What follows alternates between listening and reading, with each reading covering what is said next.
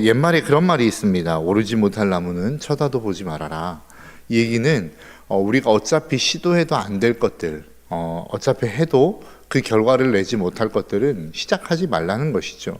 어찌 보면 맞는 이야기일 것입니다.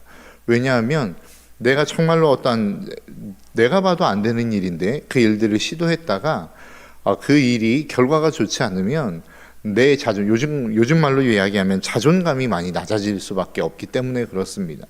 내가 이 정도밖에 안 되나라고 하는 한계를 느끼기도 하고, 그래서 좌절하는 모습을 갖기도 하기 때문에 사실은 어려운 일들, 내 능력으로 안 되는 일들은 도전하지 않는 게 어찌 보면 지혜로운 것일 수 있습니다. 이러한 말들 외에도 우리나라에는, 그리고 전 세계적으로는 수많은 옛말들이 있습니다. 속담이 되었든 사자성어가 되었든 좋은 이야기들이 있죠. 그런데 그 말들이 사실 틀린 이야기들이 많이 없습니다. 거의 맞는 이야기들이 대부분입니다. 왜 그렇습니까? 적게는 수년 동안, 개인이 수년 동안 삶을 통하여 얻은 지혜이기 때문에 그렇습니다. 나라적으로 놓고 보면 수백 년, 수천 년을 통해서 동일한 일들을 반복하고 그 동일한 결과를 얻으면서 정말로 사람의 삶은 이렇다라고 하는 결론을 낸 이야기들이기 때문에 옛말은 사실은 틀린 이야기가 그렇게 많지 않습니다. 지혜라고 이야기할 수도 있는 이야기라는 것이죠. 그렇기 때문에 옛말을 들으며 우리는 그 말들을 새기며 살아가는 경우들이 참 많다라는 것이죠.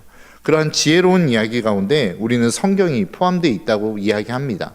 성경은 하나님의 말씀입니다. 온 천지 만물을 창조하신 하나님께서 그분의 지혜를 가지고 쓰신 책, 그리고 그 모든 것들에 대해서 내가 이 일들을 이룰 것이다 라고 이야기하시는 그 하나님의 의도와 하나님의 의지가 담겨져 있는 책이기 때문에 사실은 그 책을 바라보면 우리는 이 말씀대로 살아야 돼. 왜냐하면 하나님께서 그 일들을 이미 이루시겠다라고 정해놓고 써놓은 책이기 때문에 그렇습니다. 그렇기 때문에 우리가 그 말씀에 순종하며 나아가면 하나님이 그 말씀 앞에 어떤 일들을 이루어 가실지를 우리는 볼 수 있다라고 하는 것입니다. 그런데 그 옛말, 지혜라고 이야기하는 옛말과 하나님의 지혜라고 하는 성경이 충돌할 때가 있습니다. 서로 맞지 않는 이야기, 서로 다른 이야기를 할 때가 있더라는 것이죠. 그럴 때에는 우리는 어떻게 해야 될까요? 우리는 성경을 따라야 된다라고 다 알고 있습니다. 그런데 사실 우리의 삶의 현장을 놓고 보면 하나님의 말씀을 따르기보다는 옛 사람들의 이야기를 따르는 경우들이 훨씬 더 많이 있더라라고 하는 것입니다. 오늘 본문은 사도 바울이 디모데를 향하여 편지, 거의 마지막 부분의 편지를 쓰면서 직무를 다할 것을 말씀하고 있습니다. 오늘 본문 5절입니다. 그러나 너는 모든 일에 신중하여 고난을 받으며 전도자의 일을 하며 내 직무를 다하라. 그러니까 지금 사도 바울이 디모데를 향하여 너에게 맡겨진 직무가 있다. 그 직무를 다해야 된다라고 말씀하고 있어요. 그런데 그 직무가 무엇인지에 대해서 오늘 본문 2절은 이렇게 말씀합니다. 너는 말씀을 전파하라. 때를 얻든지 못 얻든지 항상 힘쓰라. 범사에 오래 참음과 가르침으로 경책하며 경계하며 권하라 라고 이야기합니다. 그러니까 그 하나님의 사람, 그 모든 목회, 자기가 아들이라고 여기는 디모데를 향하여 너에게 직무가 있는데 그 직무를 다 해라. 힘들다 할지라도 그 직무를 감당해야 된다. 그런데 그 직무가 무엇이냐? 말씀을 전하는 것이다. 때를 얻을 수도 있고 못 얻을 수도 있지만 힘써 그 일들을 하는 것, 그게 네가 해야 될 일이다 라고 지금 바울은 이야기하고 있는 것입니다. 예수 그리스도를 믿는 저와 여러분들에게도 동일한 직무가 주어졌습니다. 우리는 때를 얻든지 못 얻든지 우리가 말씀을 전해야 됩니다. 그것이 우리의 직무요, 하나님의 백성에게 주어진 하나님의 명령이라는 것입니다. 그래서 마태복음 28장 마지막에는 뭐라고 말씀합니까? 그러므로 너희는 가서 모든 민족을 제자로 삼아 아버지와 아들과 성령의 이름으로 세례를 베풀고 내가 너희에게 분부한 모든 것을 가르쳐 지키게 하라 라고 말씀하고 있지 않습니까? 이것을 우리는 하나님의 대명령, 대위임령이라고 이야기합니다. 주님이 이 땅을 떠나시면서 하나님 이 땅 가운데 남겨진 하나님의 백성들, 하나님의 자녀들에게 주시는 하나님의 지상 대명령이다 라고 우리는 받고 있다는 것이죠.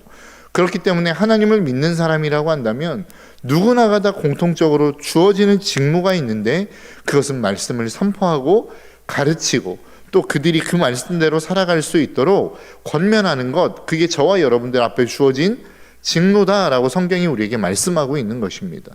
그러면 많은 사람들이 그 이야기를 하면 어려워요. 말씀을 전하는 게 어렵고 말씀을 잘 듣지 않아요 라고 이야기합니다. 그런데 그것은 오늘 말씀을 전하고 있는, 오늘 편지를 쓰고 있는 바울도 똑같이 알고 있었던 것입니다.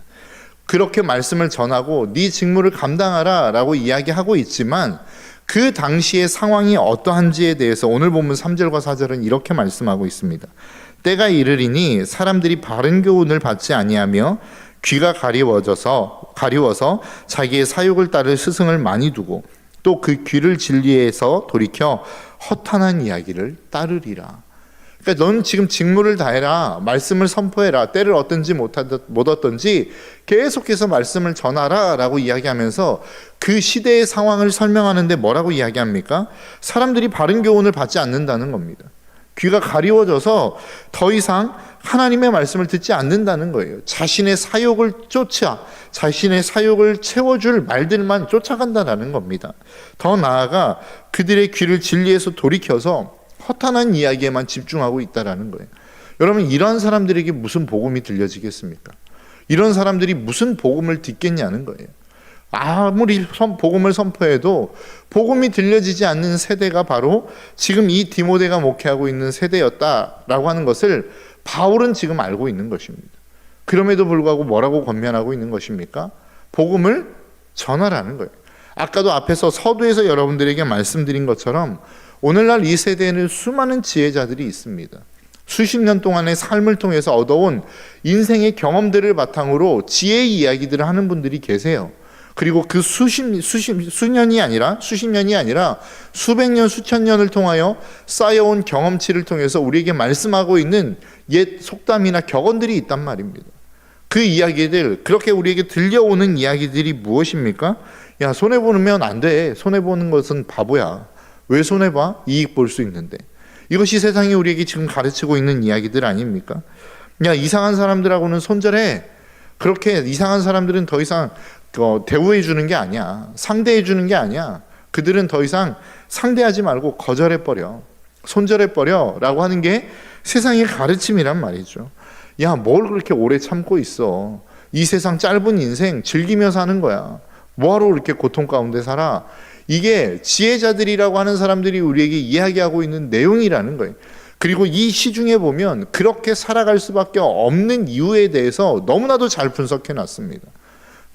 IMF를 거치고 세계적인 금융 위기를 거치면서 이제는 아무리 노력해도 예전과 같이 잘 살 수 있는 세대가 아니라는 거예요. 그러니까 고통스럽게 그렇게 해도 어차피 안 될 바에 지금 세대를 즐기며 살아가자라고 하는 것이 MZ세대라는 겁니다. 그러니까 여러분들의 자녀들 보면 이해가 안 되실 거예요. 야, 어떻게 저렇게 사나? 어떻게 저렇게 흥청망청하며 사나? 모으며 그들의 미래를 준비하며 살아가야 되는 거 아닌가라고 하는 생각들을 여러분들의 자녀를 보면서 하시지 않습니까? 그런데 그게 안 되는 세대라는 거예요. 그렇게 최선을 다하고 자기가 쓸 것 안 쓸 것 다 줄여가며 정말로 아둥바둥 살아도 집 한 채 마련할 수 없는 세대라는 겁니다. 그렇기 때문에 지금의 현재를 즐기며 살아가는 세대가 되었다라는 거예요. 그게 지금 지혜자들이 하는 이야기라는 거예요. 그런데 지금 말씀이 우리에게 말씀하는 게 무엇입니까? 손해보며 살라는 거예요. 야, 너 그렇게 살지 말고, 손해보면 바보라고 이야기하지만 손해보는 인생 살라는 겁니다. 너 정말로 힘든 사람 있지, 이해가 안 되는 사람들 있지, 이상한 사람 있지, 이상한 사람을 뛰어넘어 너의 원수가 되는 사람 있지, 사랑하라는 겁니다. 말도 안 되는 것 같죠. 그럼에도 불구하고 하나님은 우리에게 그렇게 말씀하고 있는 겁니다. 야, 세상은 이 세상을 즐기며 살아가라고 이야기하지만 성경은 오늘 말씀도 이야기하지 않습니까? 고난을 받으며 견디라는 겁니다. 오래 참으라는 겁니다. 그러니까 세상의 지혜자들이 하는 이야기와 성경이 정면으로 충돌하고 있어요. 그러면 우리는 무엇을 선택해야 된다고 알고 있습니까?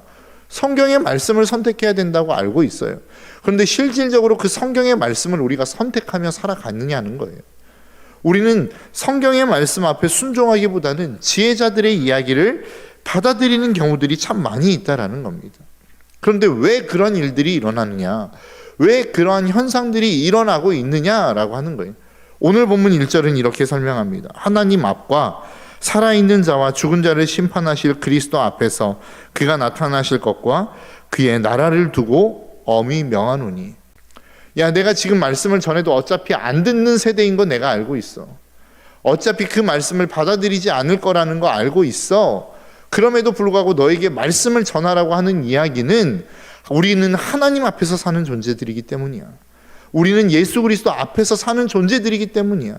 우리에게는 그분의 나라가 있는 그 삶을 살아가는 사람들이기 때문이야 라고 지금 바울은 이야기하고 있는 거라고요. 여러분, 우리의 인생 가운데 지혜자들이라고 하는 사람들의 이야기와 성경의 이야기가 충돌할 때 끊임없이 지혜자들의 이야기를 선택하는 이유는 하나님 앞에서 살지 않기 때문입니다. 그리스도 앞에서 삶을 살지 않기 때문이에요.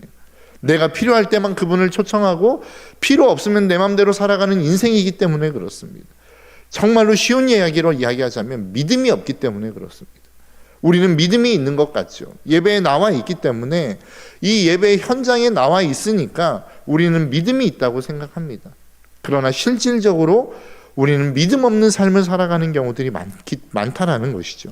그것은 저도 예외가 될 수 없는 것입니다. 우리가 자꾸만 지혜자들의 이야기를 선택하는 이유는 이 믿음이 없기 때문이라는 겁니다. 지금도 하나님이 나의 삶을 보고 계시고 예수 그리스도께서 나의 삶을 보고 계신다라고 하는 그 믿음과 확신이 없기 때문에 우리는 지혜자들의 말이라고 하는 그 이야기를 따라가고 있더라는 것입니다. 세상의 흐름을 따라가고 있더라는 거예요. 그것이 우리의 삶의 한계다라고 이야기합니다. 이것을 디모데후서 3장 5절은 이렇게 표현합니다. 경건의 모양은 있으나 경건의 능력은 부인하는 자다. 여러분, 우리에게 있어서 얼마나 많은 경건의 모양들이 있습니까? 찬양할 줄 압니다. 예배 드릴 줄 압니다. 어떻게 해야 하나님이 기뻐 받으시는 예배를 드릴 수 있다라는 것 압니다. 다른 사람들의 예배를 방해하지 않기 위해서 어떻게 해야 된다라는 것 너무나도 잘 알고 있습니다. 그런데 진짜 하나님이 우리에게 말씀하고 있는 그 말씀을 살아낼 수 있는 경건의 능력이 있느냐는 거예요. 그렇게 예배를 잘 드리고 그렇게 그리스도인이라고 하는 이름으로 이 땅을 살아가고 있지만 원수를 사랑해 라고 이야기하는 이 말씀 앞에 어떻게 원수를 사랑해? 말도 안 돼. 경건의 능력을 지금 부인하고 있는 것 아닙니까? 하나님 앞에 우리의 시간을 드리고 헌신을 드리는 게 마땅해 라고 하는 이 명령 앞에 지금 내가 살아가기도 바쁜데 어떻게 하나님 앞에 내 시간을 드립니까? 우리는 그 경건의 능력을 부인하며 산다는 거예요. 예배를 드려야죠. 압니다. 저도 예배 드려야 된다는 거 알아요. 그러나 시간이 없어요. 이것은 우리는 다 경건의 모양을 가지고 있어요. 그런데 그 경건대로 살아가자라고 이야기하면 그 경건의 능력대로 살 수 없다라고 경건의 능력을 부인해버린다는 거예요. 그게 우리의 삶이라는 겁니다. 왜 이러한 현상들이 우리의 삶 가운데 일어납니까?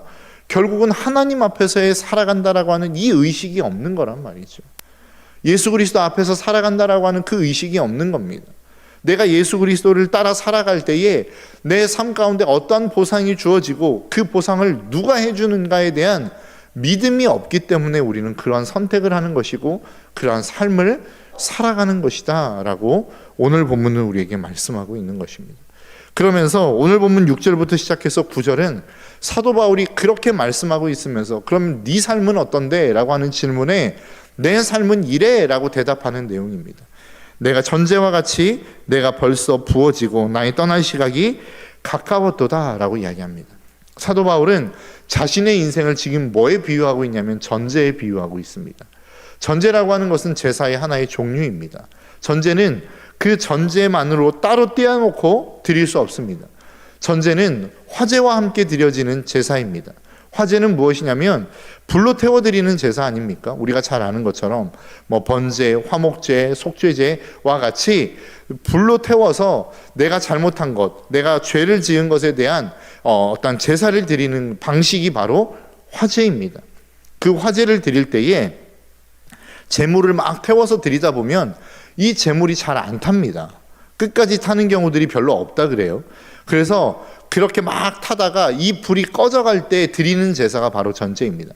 독한 포도주를 부어가지고 휘발성이 강한 포도주를 부어서 이 마지막에 제물, 다 타지 않는 제물을 끝까지 태워내는 것이 전제입니다. 그러니까 바울은 지금 이 전제를 자신의 삶에 비유하고 있는 거예요. 자신의 삶을 전제에 비유하고 있는 겁니다. 다른 사람이 하나님 앞에 막 헌신하며 살아가요. 그렇게 자신의 삶을 드리며 살아가요. 그렇게 드리며 살아가다가 어느 때인가 시들시들해진다는 거예요. 여러분들의 신앙도 그렇지 않습니까? 하나님을 처음 만났을 때는 열정이 넘치죠. 하나님, 내가 내 인생 다 하나님 앞에 드리겠습니다. 내 삶을 주님 앞에 드리겠습니다. 막 결단합니다. 그런데 시간이 지날수록, 우리의 삶의 현장 속에 살아갈수록 그 삶에 먹고 사는 문제에 부딪히다 보면 이 열정들을 잃어버린다는 거예요. 시들시들해진다는 거예요. 바울의 역할이 뭐였다는 거예요? 그렇게 처음에 열정을 가지고 신앙생활 잘하는 사람 건드리지 않았어요. 그냥 막 열심을 내라고는 이야기하고 복음을 전했겠지만 그렇게 막 최선을 다해서 그들을 돌보거나 케어하지 않았습니다. 그들이 시들시들해질 때에 다시 그들을 찾아가서 권면하기 시작합니다. 편지를 통해서 그들을 세워가기 시작합니다. 이게 바울의 사역이었어요. 근데 바울의 사역을 놓고 보면 참 희한합니다. 유대인들에게는 박해를 받았고 복음을 듣는 헬라인들에게는 미친 사람 취급받았습니다. 사도행전 26장에 보면 아그리빠 왕 앞에 섭니다. 그리고 그에게 복음을 전하죠. 그때에 사도행전 26장 24절에 보면 아그리빠 왕이 뭐라고 이야기하냐면 너의 그 많은 학식이 너를 미치게 했다라고 이야기합니다. 그러니까 많은 헬라인들은 바울을 향하여 뭐라고 이야기했냐면 미쳤다라고 표현해요. 그러니까 그가 모든 삶을 다 들여서 하나님 앞에 헌신했는데 사실 우리가 지금 세대에 놓고 바울을 이야기할 때 대단한 인물이라고 이야기하지만 바울이 사역했을 그 당시에는 별 볼 일 없는 인물이었습니다. 복음을 전했을 때 유대인에게는 대적자와 같은 존재였고 헬라인들에게는 무시당하는 사람들이었다는 거예요. 그게 바울의 인생이었습니다. 그런데 그렇게 내가 삶을 살았음에도 불구하고 그의 미래가 어떠한 인생일 것이다 라고 이야기하는 것은 오늘 본문 8절입니다. 이제 후로는 나를 위하여 의의 면류관이 예비되었으므로 곧 의로우신 재판장이 그날에 내게 주실 것이며 내게만 아니라 주의 나타나심을 사모하는 모든 자에게 도니라. 그러니까 사도 바울이 이야기하는 게 뭐예요? 야, 나는 달려갈 길 다 갔다. 나는 전제와 같이 내 인생을 하나님 앞에 드렸다. 그래서 지금 나에게 남은 것은 아무것도 없는 것 같다. 그럼에도 불구하고 그 의로우신 재판장이 나를 위하여 의의 면류관을 예비하실 것이다 라고 지금 선언하고 있는 것입니다. 여러분, 저는 저와 여러분들의 삶이 그러한 삶이 되었으면 좋겠습니다. 여러분, 아무것도 아닌 인생일 수 있습니다. 내가 드려지는 이 모든 헌신들이 사람들이 알아주지 않는 헌신일 수 있습니다. 그 헌신으로 말미암아 내가 두각이 나타나지 않고 드러나지 않을 수도 있습니다. 다른 사람만 높여주는 것 같은 사역일 수도 있습니다. 그런데 그런 사역을 하나님이 보고 계신다는 거예요. 하나님 앞에서, 예수 그리스도 앞에서 그의 나라를 위해서 내가 살아간 그 모든 삶의 행적들은 하나님이 기억하시겠다라는 거예요. 그리고 그 인생의 마무리, 하나님 앞에 서는 그날에 하나님이 우리에게 의의 면류관을 예배해 주실 것이다라고 성경이 우리에게 약속하고 있는 것입니다. 저와 여러분들의 삶이 그런 삶이 되었으면 좋겠습니다.